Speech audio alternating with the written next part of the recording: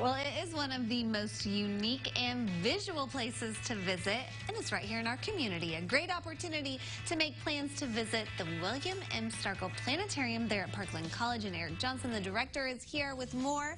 Welcome back. Thank you so much for having me. All right, so there's some exciting things happening out in the atmosphere here very soon. What's going on? Absolutely. So on this Sunday, we are going to have a total lunar eclipse. What's going to happen is the moon is going to go behind Earth's shadow, and most of the sun's light is going to be blocked, but there will be a little bit of light that'll hit the moon. At that time, it's passing through Earth's atmosphere, so it's going to make it look pretty red, and that's going to happen on Sunday night. Okay. Now, this is a lunar eclipse, opposite then of the solar eclipse that we had not too long ago. How often do we have total lunar eclipse? They happen much more often because if you're on anywhere on Earth that can see a moon at that time, you can see that lunar eclipse. The entire moon will be covered, so potentially half the Earth can actually observe it at that time. Whereas since the moon is so much smaller, if it's trying to block the sun from reaching Earth, there's only a small little shadow that can be only less than 100 miles across. So you get these narrow paths of totality, and you get thousands of people trying to drive to get to those locations like we had in 2017. Exactly. I know. And the next one's coming up. It won't be long now, honestly. That's right. Yep. You've got a little demo here of how this actually works up in outer space. Right. We were going to start with something simple. Okay. I think you can imagine what we're looking at here. I'm hoping the sun. That's exactly right. I hope I'll try not to shine that in your face too much. And what's this little stress ball represent? That's the Earth. That's the Earth. And so our third little model here, what is that going to represent? The moon. The moon. So what we have in our first position is what you see during a lunar eclipse. You have the sun, the Earth, and the moon in this very position.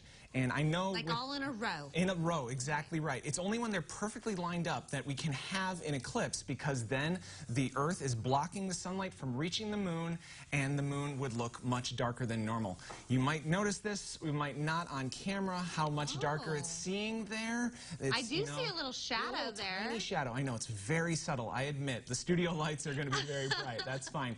Now, of course, the moon does orbit around Earth. So go ahead and I'll help you out with this. Stop it right there if you don't mind. Let's line it back up one more time. So this is a situation where, in this case, the moon is blocking the light from reaching our little Earth globe. And so we would have... That's the lunar eclipse. This is the other one we see. Oh, this is the solar eclipse. That's right. This is the solar eclipse. So the idea is, for both eclipses, it's what we can't see as well. Okay. So in a lunar eclipse, we can't see the moon as well. In a solar eclipse, the moon's blocking the sun, so we can't see the sun as well. Now, I know when the solar eclipse happened, it was like, don't look at the sun unless you've got your special, you know, eye protection on. Is that the same for a lunar eclipse? Not at all, because the moon is always safe to look at because it's only reflecting the sunlight. The only source of the light we get from the moon starts with the sun, and it bounces off of the moon.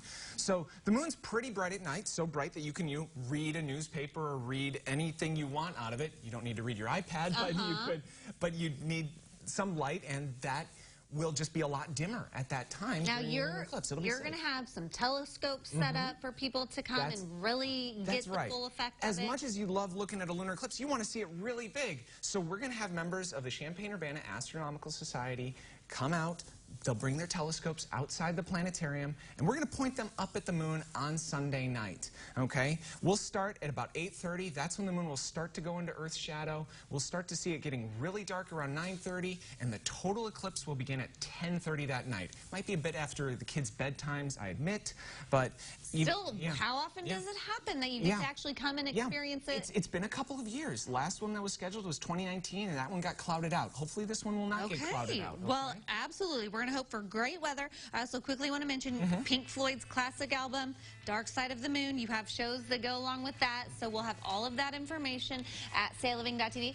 Fun little demo here. Oh, thanks so much. I feel smarter than a 5th grader now. And we will connect you with everything happening at the planetarium over at CILiving.tv. Today's CI